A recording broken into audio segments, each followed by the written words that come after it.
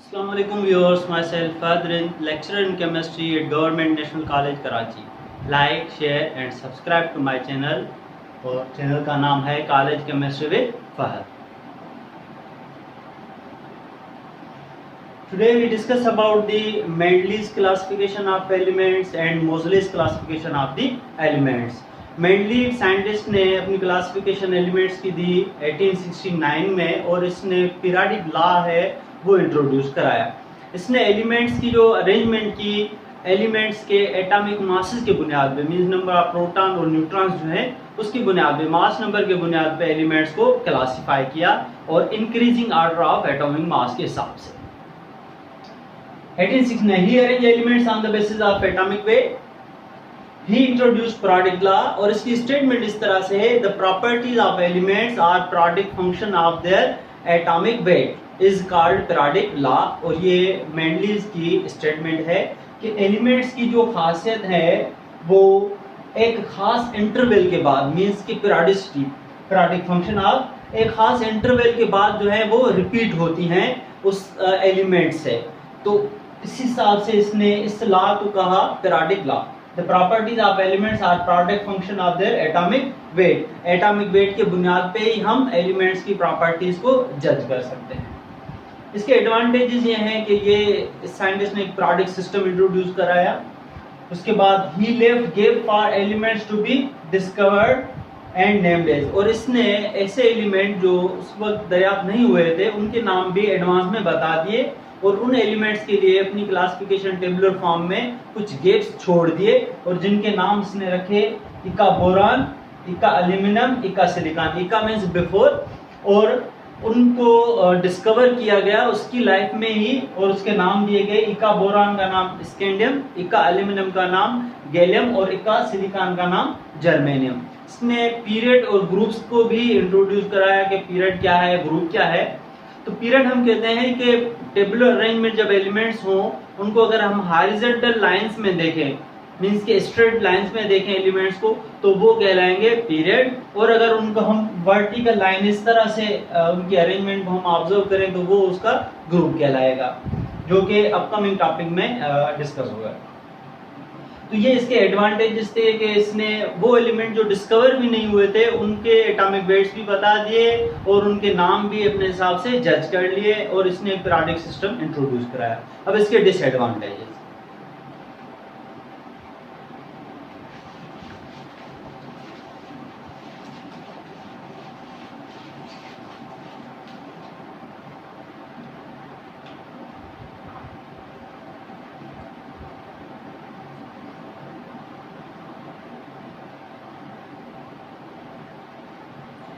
Disadvantages में इसने अपनी क्लासिफिकेशन जिस तरह से बताई कि एटॉमिक वेट की बुनियाद पे एलिमेंट्स को अरेंज किया गया है मगर इसने कुछ एलिमेंट इस तरह से रखे जिसका एटॉम मास ज्यादा था वो पहले रख लिया और जिसका कम था वो बाद में रख लिया मगर उसको जस्टिफाई ना कर सके.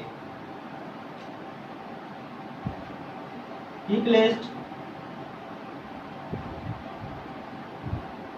आर्गन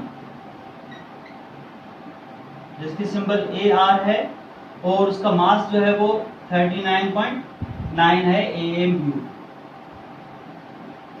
बिफोर इसको पहले रख दिया पोटेशियम से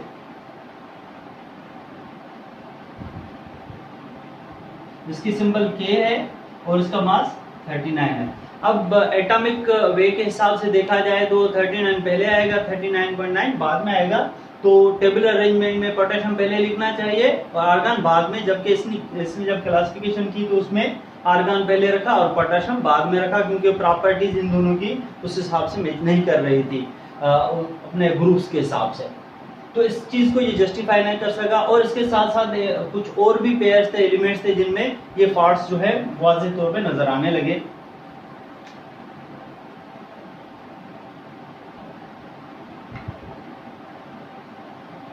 टेलरियम एलिमेंट जिसका एटम मास 127.6 है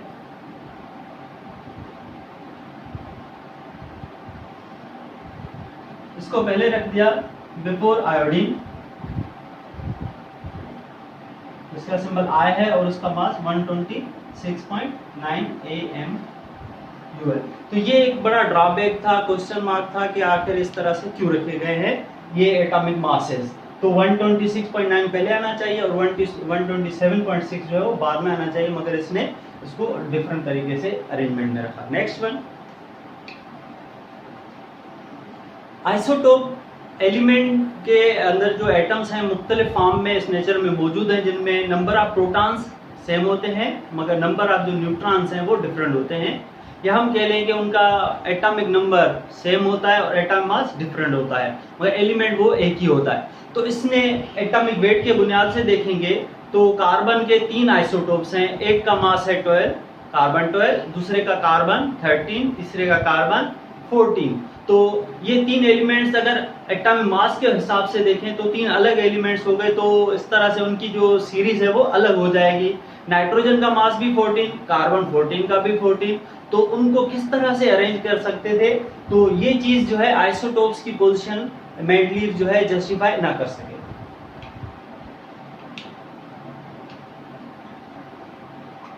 position of isotopes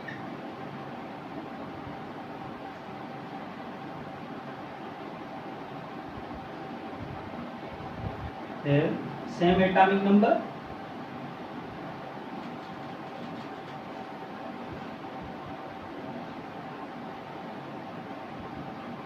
but different lemma.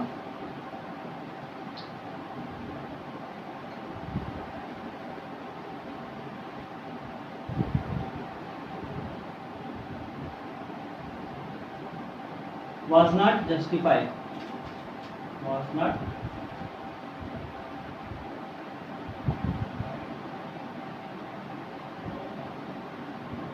उसके बाद तीसरा जो इसका ड्रॉबैक था, डिसएडवांटेज था कि इलेक्ट्रॉनिक जो स्ट्रक्चर है एटम के अंदर, जो इलेक्ट्रॉन्स मूव हो रहे हैं या एटॉमिक स्ट्रक्चर है उसके हवाले से इसको मींस के इसकी थ्योरी को कंसीडर नहीं किया गया।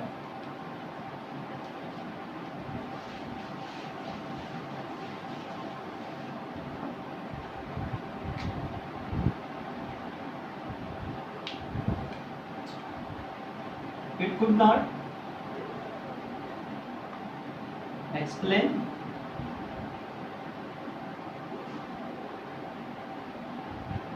atomic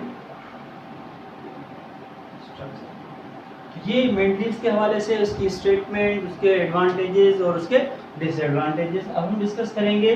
मोज़लेस classification of elements.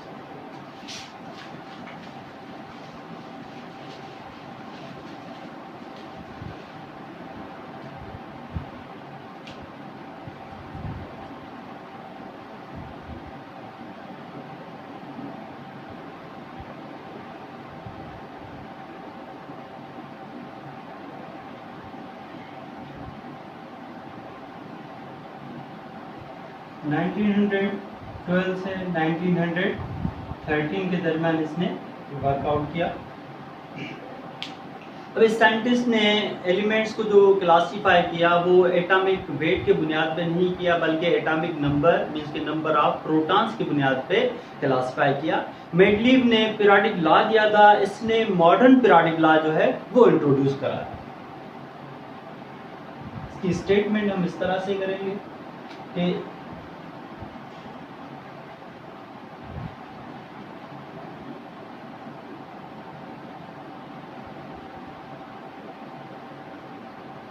on the basis of atomic number means number of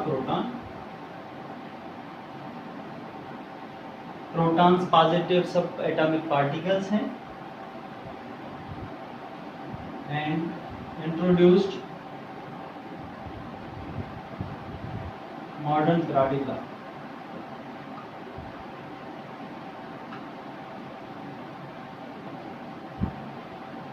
अब इसकी स्टेटमेंट के हवाले से डिस्कस करते हैं।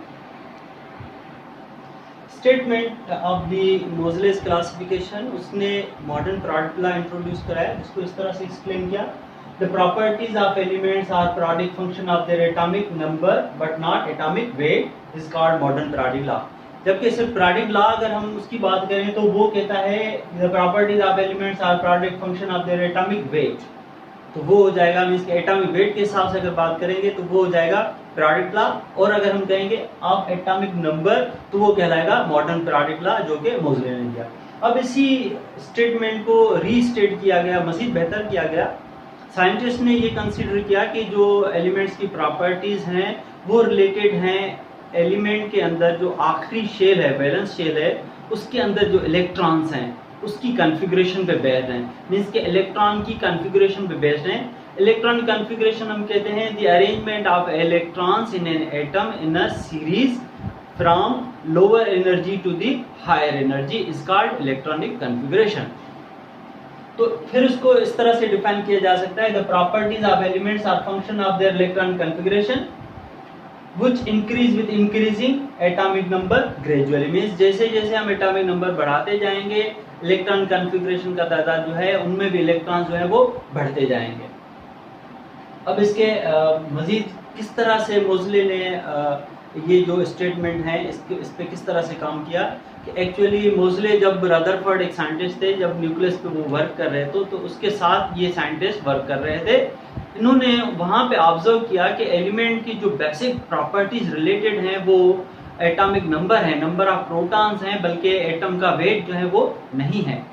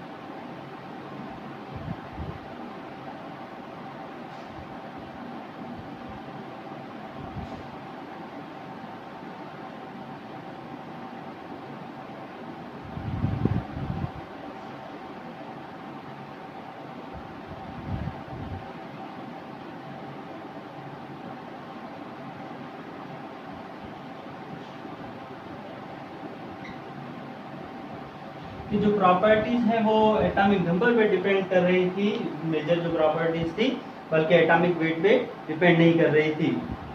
अब disadvantages of Moseley's classification, advantages of Moseley classification, क्योंकि ये मॉडर्न पीरियोडिक टेबल के हवाले से है तो इसके एडवांटेजेस पे हम डिस्कस करते हैं।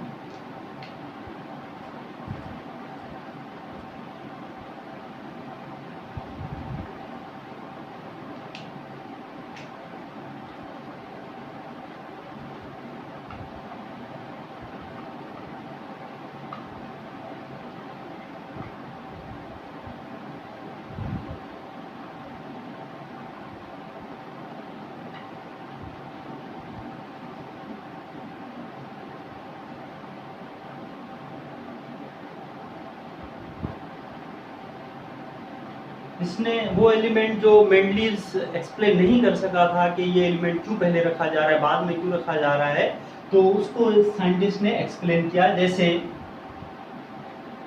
आर्गन बिफोर पोटाशियम, उनके एटॉमिक नंबर में हम बात करेंगे तो इसका एटॉमिक नंबर 18 है और पोटाशियम का 19 है। तो एटॉमिक नंबर के हिसाब से हम इसको अरेंज करेंगे तो पहले पोटाशियम आएगा, बाद में आर्गन आएगा, और वही एक्चुअल जो है सही सीरीज है। जबकि मेंडलीव ने भी पहले आर्गन रखा, बाद में पोटाशियम रखा, मगर उसको एक्सप्लेन नहीं कर सका क्योंकि आर्गन का मास 39.9 है और पोटाशियम का जो मास है वो 39 है।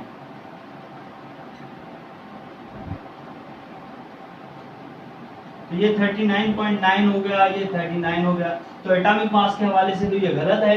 सीरीज एटॉमिक नंबर के हिसाब से ये बिल्कुल सही जा रही थी। टेलरियम एंड आयोडीन इसका एटॉमिक नंबर 52, आयोडीन 53, तो इसका मकसद पहले आयोडीन टेलोरियम आएंगे, उसके बाद जो है एलिमेंट आयोडीन। अगर मासेस के हवाले से बात करें 127.6 हो गया, इसका 126.9 हो गया। तो एटॉमिक मासेस के हवाले से इनकी सीरीज सही नहीं आ रही, एटॉमिक नंबर के हवाले से इसकी सीरीज सही आ रही थी कि इसने एक इस चीज़ को इम्प्रूव किया कि किस तरह से ये एलिमेंट जो है सीरीज में आ रहे हैं।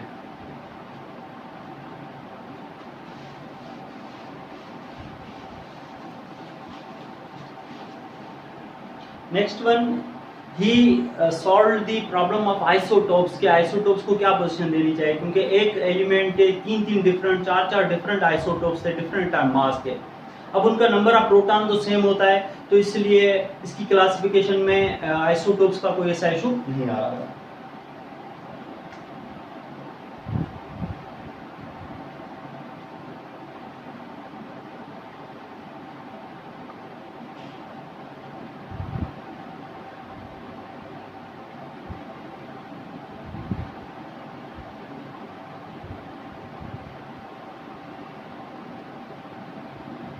फॉर एग्जाम्पल कार्बन है, कार्बन के 3 आइसोटोप्स हैं,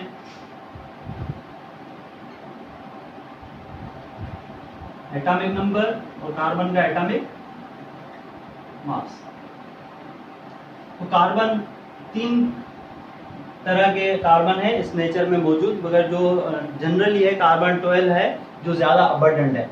तो हर एलिमेंट का जो कार्बन है, तीनों आइसोटोप्स का एटॉमिक नंबर तीनों का 12 है, मगर जो मास देखेंगे इसका एटॉमिक मास 12 है, तो एटॉमिक नंबर 6 आएंगे तीनों में। एटॉमिक मास एक का 12 आएगा, एक का 13 और एक का 14, 12, 13, 14। अब मेंडलीव जो क्लासिफाई कर रहे थे एलिमेंट को के कार्बन 12, कार्बन 13, कार्बन 14 के लिए अलग अलग जो है वो उसको कॉलम बनाने पड़ रहे थे, जबकि इस तरह के एलिमेंट कार्बन मींस के 14 एटॉमिक मास तो नाइट्रोजन का भी होता है, तो इसलिए वो जस्टिफाई नहीं कर पा रहे थे। जबकि मेंडलीव ने जब मोज़ले ने इसकी क्लासिफिकेशन की कि नंबर ऑफ प्रोटॉन तीनों में सेम है, मींस के इसका एक ही जो है वो ब्लॉक बनेगा, एक ही सेक्शन बनेगा जिसके अंदर हम कार्बन लिखेंगे, मींस के एटॉमिक नंबर 6 वाला। तो इस तरह से ये भी इसका क्लासिफाई हो गया।